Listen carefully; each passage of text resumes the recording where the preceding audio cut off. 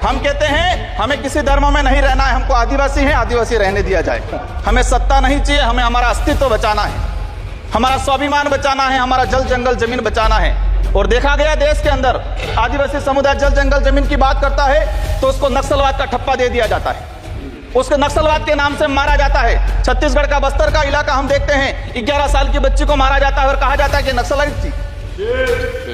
3-3, 4 साल के बच्चों को मारा जाता है, गर्भवती महिलाओं को मारा जाता है।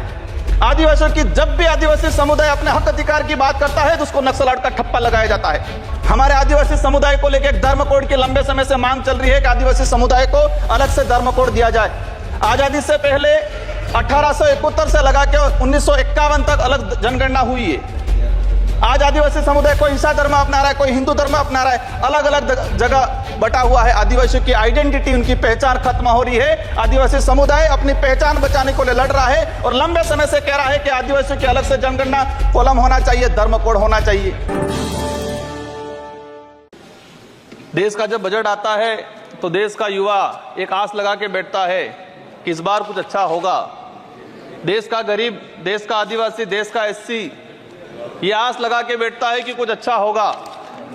हमारे राजस्थान की बात करें, राजस्थान में डंका बजा रहे थे कि डबल इंजन की सरकार है, सब कुछ हो जाएगा।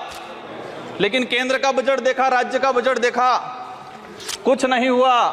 और पूरा देश का एसटी, एससी, आदिवासी समुदाय हो, युवा हो, सब ये लग रहा है कि डबल इंजन की सरकार की दावा करने वाली इस बार का जो बजट है वो कहीं न कहीं सिर्फ बिहार का, कहीं न कहीं आंध्र प्रदेश का और सरकार बचाने का बजट साबित हुआ है। और कहीं न कहीं ये जुमलेबाज का जो बजट आया है इस बार, देश की जनता देख रही है। मैं उस लोकसभा क्षेत्र से आता हूं, बांसवाड़ा। मैं बांसवाड़ा डूंगरपुर की जनता को धन्यवाद देना चाहता हूं जिन्होंने मुझे चुन के भेजा। वहां पर हमारे प्रधानमंत्री जी ने कहा था कि जिसकी कोई पहचान नहीं है, जिसका कोई नाम नहीं है, जिसका कोई रिकॉर्ड नहीं है, ऐसे व्यक्ति को जिता के क्या करोगे।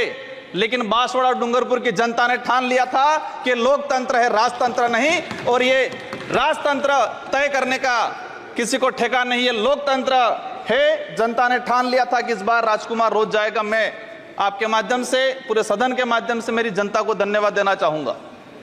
मोदी जी ने कहा था वहां के बड़े बुजुर्गों को कि घर घर जाके राम राम बोल देना और चुनाव जिताना।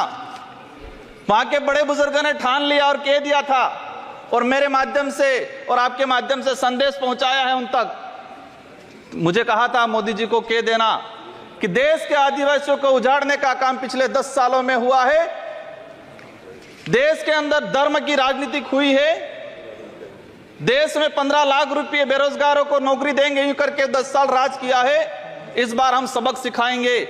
और उन्होंने मेरे माध्यम से मैसेज पहुंचाया है कि गुरु गोविंद की धरती है, मावजी महाराज की धरती है, संत सुरमाल महाराज की धरती है। मानगढ़ दाप में 1500 आदिवासी शहीद हुए थे। मोदी जी 2 बार आए, लेकिन मानगढ़ के लिए, आदिवासी समुदाय के लिए एक शब्द नहीं बोल के गए, कुछ नहीं करके गए। तो उन्होंने मैसेज पहुंचाया है कि आदिवासी समुदाय जाग गया है और अब वो आदिवासी समुदाय नहीं रहा जो बहका में आ जाएगा और वोट दे देगा।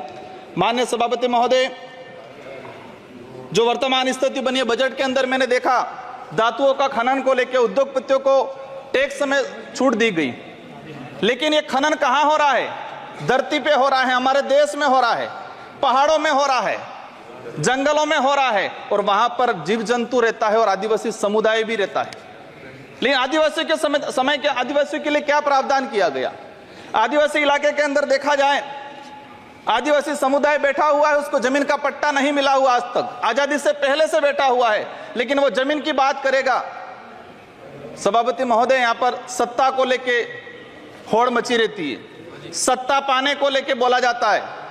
मैं जो कहना चाह रहा हूं, हमें सत्ता नहीं चाहिए, हमें हमारा अस्तित्व बचाना है, हमारा स्वाभिमान बचाना है, हमारा जल जंगल जमीन बचाना है।